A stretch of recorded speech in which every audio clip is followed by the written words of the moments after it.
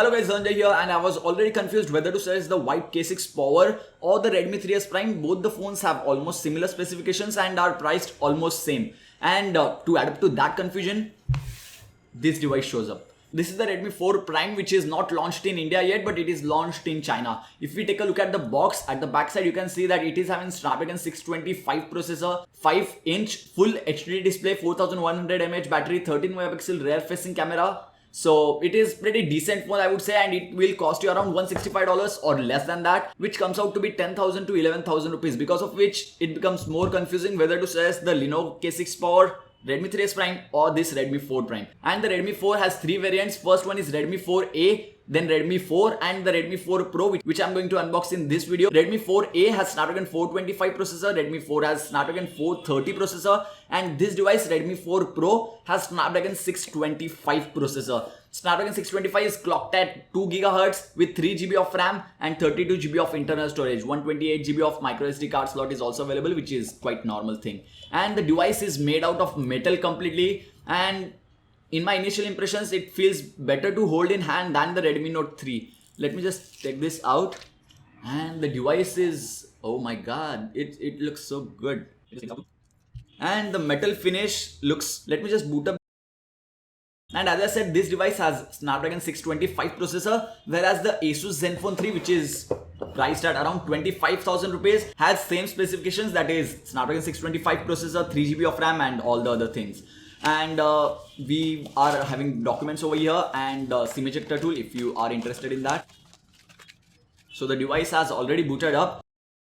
We have a micro USB to USB cord over here because this device does not have USB type C port. And we have the charger with output of 5 volts and 2 amperes. So let me just keep the box aside. Everything should go aside now. And let's boot into the device.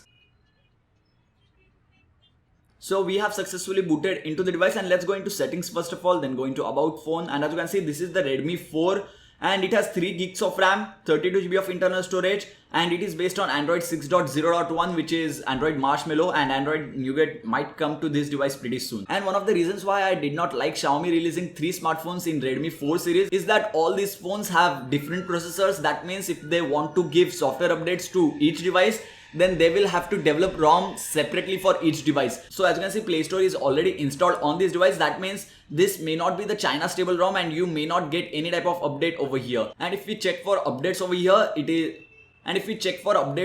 will not show any type of update, and you may not get any type of update anytime soon. If you want to flash the stock ROM once again, I'll give the direct link to do that in the description box below. I have already made a tutorial on that. Let's take a physical overview of the device. So we have a 13 megapixel rear facing camera with the fingerprint sensor and dual tone LED flash. This is not a single tone LED flash over here. We do not have anything over here, and this device does not have rear facing speakers similar to Redmi Note 3, and it has bottom facing speakers which are better than rear facing speakers in my opinion. On the bottom side, we have the micro USB port, primary microphone and the speaker. On the left side, we have the power button and the volume buttons, which are more than tactile in my opinion and feel great. And all this body is completely made out of metal. There is no plastic as such. And this much part is plastic because it has to receive radio frequencies. If the complete phone is metallic, then that becomes a little bit difficult. That's why. On the top, we have the headphone jack and an infrared sensor, which is a very good thing because of which you can control AC, TV or any device which has infrared sensor inbuilt. And let's set up the fingerprint sensor and let's see how fast it is. So we have added the fingerprint right now, and the device is locked. Let's try to unlock it. Oh my god, it was like fast. And these days the fingerprint sensor is so fast on almost every device. On the Lenovo 5 K6 Power, the fingerprint sensor is also pretty fast. Let me just show it to you. So as you can see, it feels like the Redmi 4 Prime has a little bit faster fingerprint sensor as compared to 5K6 Power. And let's go back and let's take a look at the camera, because camera is going to be one of the deciding factors between 5K6 Power and this device. So I have my La Eco Bluetooth speaker over here, which I have played around with because I did some things to that device. And the picture looks pretty good considering that it is taken completely in artificial lighting conditions. Let's take one more picture and compare it with the 5K6 Power. And when I tried to tap and focus on these devices, this much part was overexposed as you can see, but these are budget devices, so I'm quite okay with that. but when it comes to clarity of the picture, as you can clearly see that Redmi 4 Prime's picture looks better as compared to Vibe K6 Power. And not only this, but Redmi 4 Prime has a bigger field of view as compared to K6 Power, which is a better thing in my opinion. Let me just keep the device over here. Now let's look at the front facing camera. And the camera looks, oh my god, good. Let me just click one more picture and let's take a look at it. Okay, so the picture looks good, decent. I won't say that it's great, but it's better than Vibe K6 Power, I would say.